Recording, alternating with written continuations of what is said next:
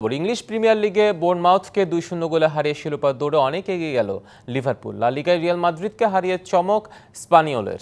এদিন রিয়ালকে 1-0 গোলে হারিয়েছে তলানির দিকে থাকা দলটি। লা লিগায় পয়েন্ট টেবিলের শীর্ষস্থান রিয়াল মাদ্রিদের প্রতিপক্ষে স্পানিওলের অবস্থান টেবিলের তলানিতে। সেই দলের বিপক্ষে হার নিয়ে মাঠে ছাড়তে হয়েছে রিয়ালকে।